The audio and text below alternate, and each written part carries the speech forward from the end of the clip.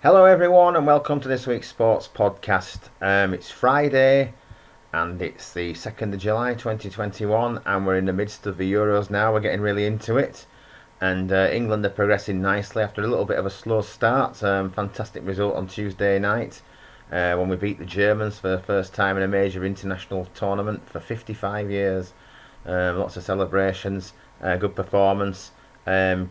Good goals from Sterling and Kane saw us through, and a big miss from Thomas Muller.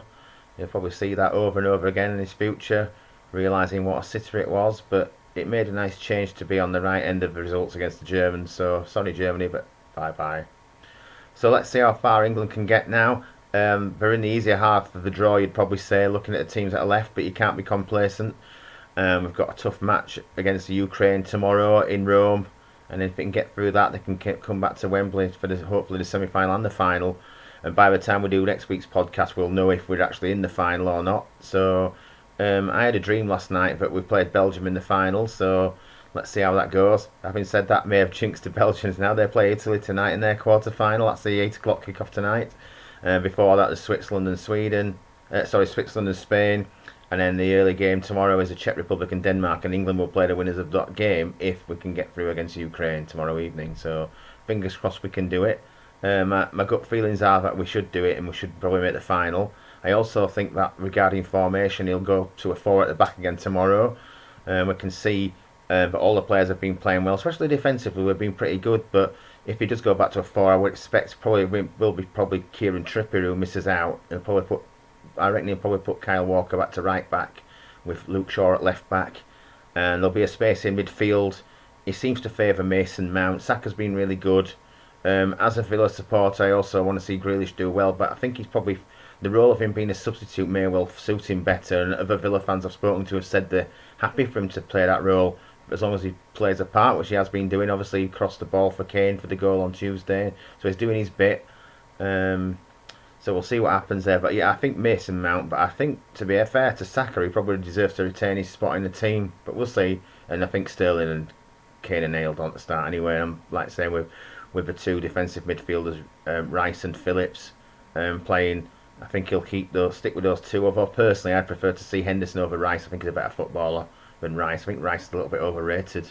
He has his moments, but he's not as good as some of the others. But that's just my opinion. If you disagree or you're a West Ham fan, just put your comments below. If you want to abuse me, do it nicely. Okay, so that's what a look at the Euro. So like I say, we'll know what the situation is by this time next week, and we'll know if we're still in or not, and hopefully we will be, and know who his opponents are as well. So that's good news.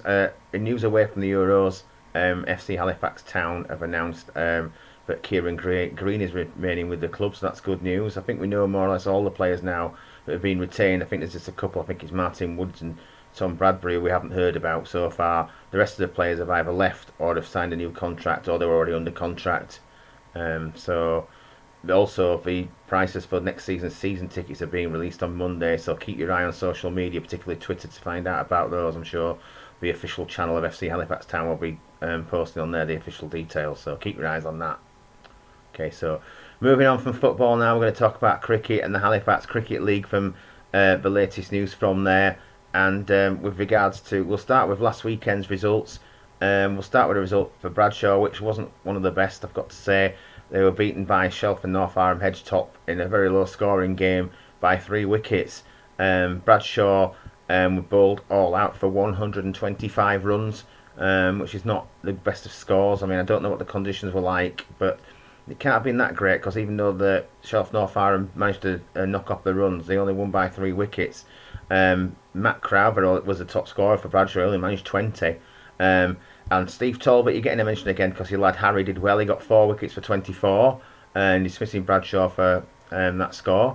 So he's had another good performance there. But I would like to point out that obviously when Shelf knocked the runs off and scored 129 for 7, he actually got a duck, and my mate Si got him out. So I'm just trying to be balanced here.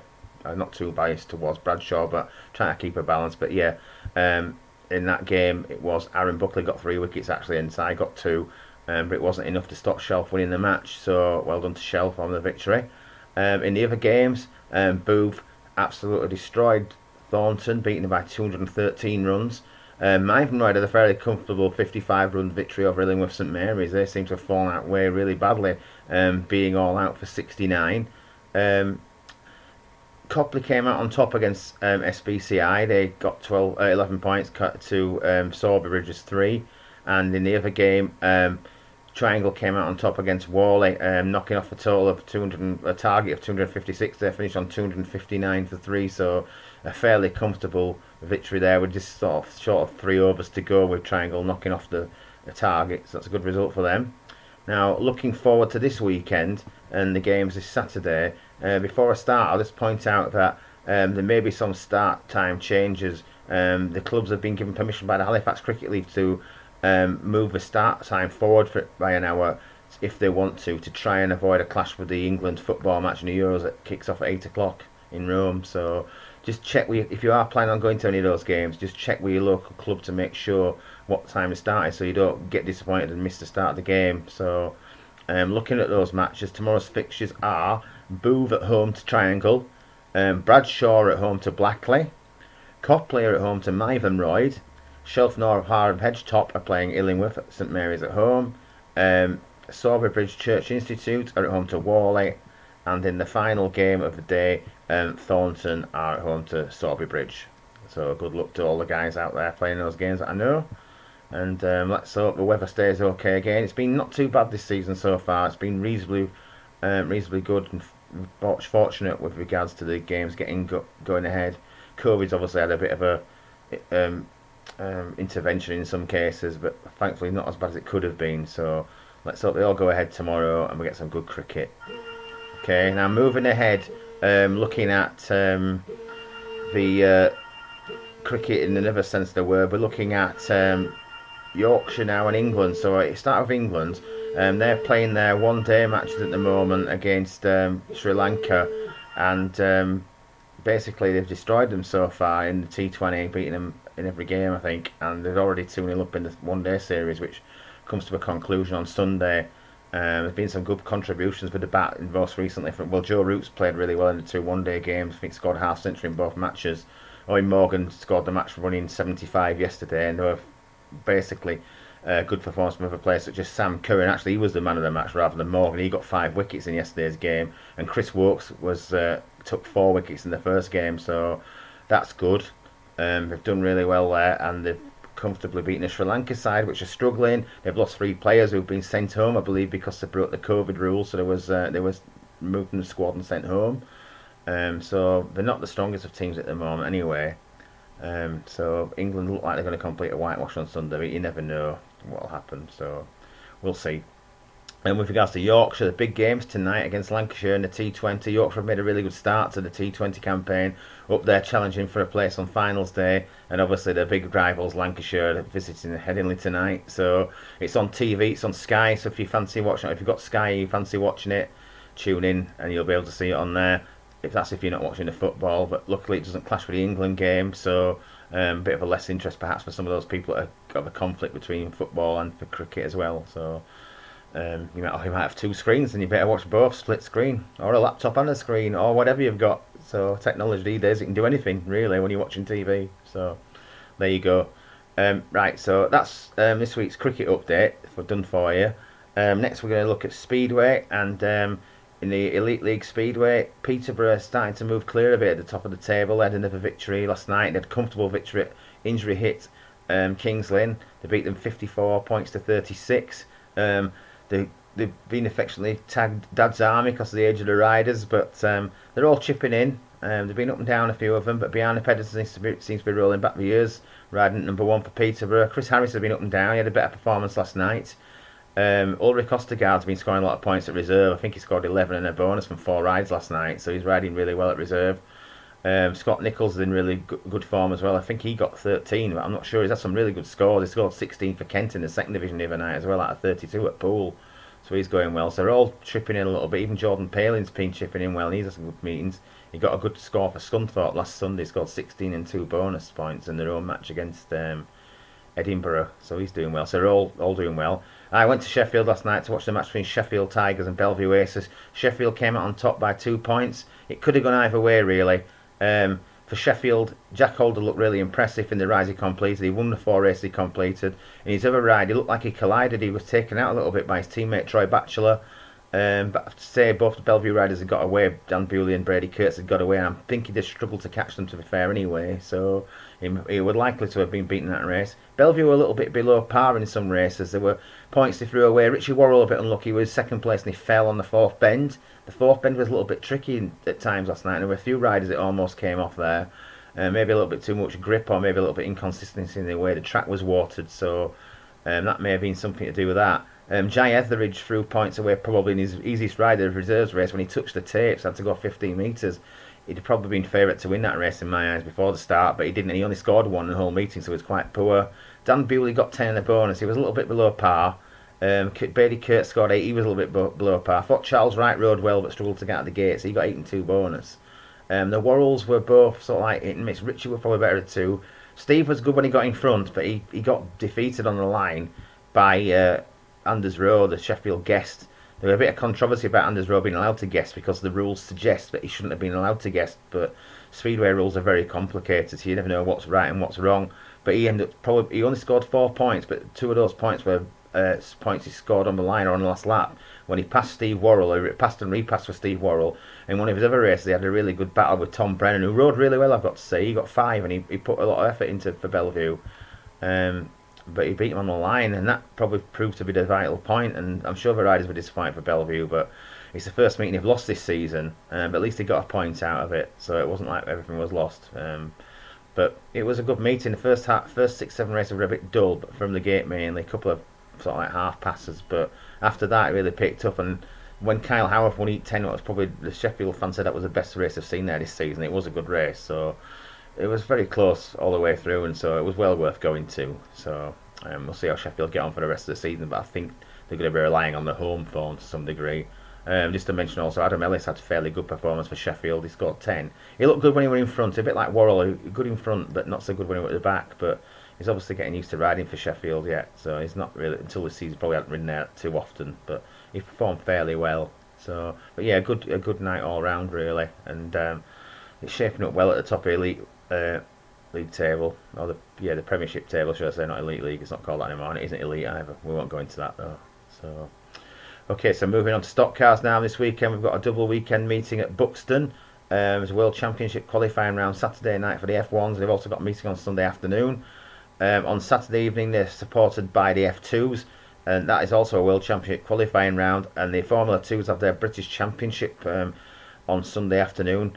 People who have been long-term supporters of Brisca Stock Cars will know the name Rob Speak, a former world champion in both Formula 1 and Formula 2, and he's racing this weekend. He's booked into race, and they've got a good turnout, especially in the Formula 2s. I think there's 60 plus cars, including Steve Gilbert, who's a defending champion, who I think comes from Devon, so he's got a long way to come. But the Irish lads are coming across, the Scottish lads are coming down, so that should be good. On the Saturday night, there's also support from the V8 Stock Cars, and they're having their European Championship on Saturday night. And on Sunday afternoon, they're replaced by the Brisca Mini Stocks, who are taking their part as well. So looks like a good meeting. I think there were 44 cars booked in for Saturday and 42 cars booked in for Sunday for the Brisca Formula 1s. Most of the top guys are booked in. The only obvious name I could see wasn't there was Ryan Harrison. But most of the others are there. I think Paul Harrison's racing Saturday night, but he's not racing Sunday. But all the other top guys like the Waymans and Tom Harris are going to be racing. So, and Lee Fairhurst, people like that, so they're all going to be there. So it should be a good meeting. So get yourself along there if you can find the time to go, and or you're at loose ends, especially on Sunday. You might be watching the football tomorrow night, but on Sunday they probably need the support more. So go along to that meeting and enjoy yourselves. Hopefully the weather will stay okay for you as well. So yeah, get yourself off to Buxton. Now moving on to Rugby League, and just an update on what's happening with Super League. COVID's been a bit of an issue here for Salford. Their next 2 games I think have been cancelled because they've got issues with COVID within their camp. As it stands at the moment, Catalans are top of Super League. They had another good win last night. They beat Huddersfield convincingly at Huddersfield by 50 points to 12. There was also a victory for Leeds Rhinos last night. They beat Lee by 48 points to 18. So Catalans, whichever format you look at, whether you do it on the points scored, matches won, or percentage is what they're using for the decide the table at the end of the season this time, they would be top anyway. They are top. Lee, they've lost all 13 matches. I'm not sure they were the right team to go into Super League. That wasn't my decision. I wouldn't have put them in, but the powers that be decided they were the best team. Having said that, would any of the teams been strong enough to go to Super League from the Championship? I'm not sure. I think Toulouse or Heatherstone might have been a little bit better, but we don't know. We won't ever know now, will we? So, but I think Lee are on the course to come back down again this season. So, in the Championship, Halifax have been doing well. They won again this past weekend. They were down 12-6 at half time at Batley, but they managed to fight back and win 22-12. Good performance from Harris. I think he's got a hat-trick of tries. They've won about 6 games in a row now, but there's still 6 in the league because of the percentage scoring and the way the fixtures are. All the top teams have been playing the lower teams, and they keep winning.